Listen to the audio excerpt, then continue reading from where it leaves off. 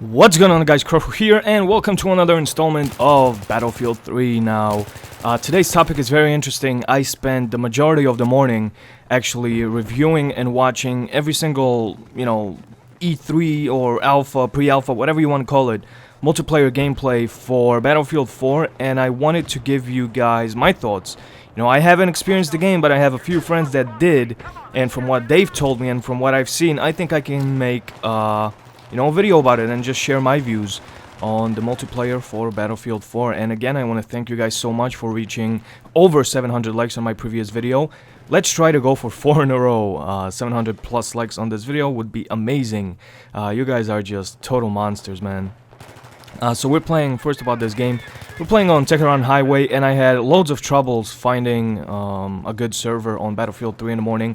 I played bunch of Rush, but no really interesting footage, so I hopped on this, I don't know, random ass French server.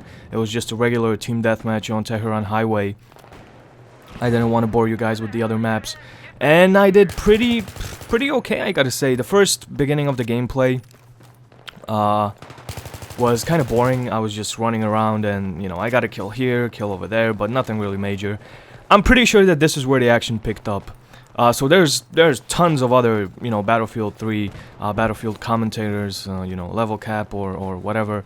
So I watched a bunch of gameplay from him. I listened to his opinion, and from what my friends told me, that, my friends that were at E3 who actually played the game, and from what I've seen, I mean, it looks really good, the multiplayer does. And we only seen one map, Siege of Shanghai or something like that. So really, the one single thing that sticks out to me every time I watch are the environments. They're so sharp and realistic looking that I can't look away. I really can't. Whenever I watch a multiplayer video, I keep comparing Battlefield 3, Battlefield 3's environments, which look okay, but they're kind of blocky, versus what I've seen on the multiplayer for Battlefield 3 and on Battlefield 4, excuse me. If I get mixed up, Battlefield 3 and 4, just excuse me, there's just a lot of numbers to get through. But the environments look fantastic, the skyscrapers, even one of the YouTubers toned the settings down to low, and it still looked really fantastic. So I'm sure we're in for a visually stunning game. Now, from what I've seen, yes, it does look like Battlefield 3. They kept the engine very similar. Well, it is Frostbite 3. But they kept the mechanics and the look and feel of Battlefield.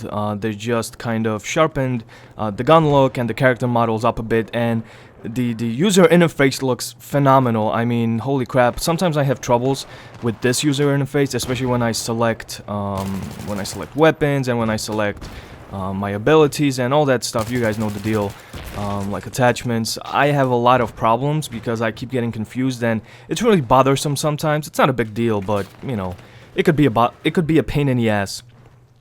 So they really cleaned it up and spruced it up a bit. It smells like Medal of Honor Warfighter. It really does. It shows you this gun model. And whenever you select an attachment, it appears on the screen. And same thing goes for like tank or whatever vehicle attachments you want to have, because they are separate. In the game, you can select them through, when you select weapons and stuff. So it looks really polished. And same thing goes for the HUD. Heads-up display looks amazing, in my opinion. It doesn't look cartoony as it does here, and I say cartoony because there's just a lot of color in the minimap and in the percentage, your health and the ammo count and everything just looks a bit, too colorful for me. So they really spruced it up, the, heads-up display. And it's really minor, but it does make the game look a little bit more sophisticated and polished. As far as gameplay goes, a lot of people say that it's a lot tighter, like I was talking about when you turn left and right. You feel the sway in Battlefield 3, and that's what kind of initially turned me off about this game, especially on console, because I felt like I couldn't fucking aim, and I knew I could, but it just didn't do it for me. So it took a mouse and a keyboard for me to realize that, okay, I can control the sway, to a certain extent. Again, I'm not an amazing Battlefield 3 player. I'm average, if not below average, but I'm trying, man. I'm trying to get my skill up there for Battlefield 4, and hopefully release some really beast videos for you guys. I'm really trying my best, and you can believe me, I've played today for maybe like 2.5 hours just trying to get some footage, and it's really bothersome when I have little, you know, space on the hard drive.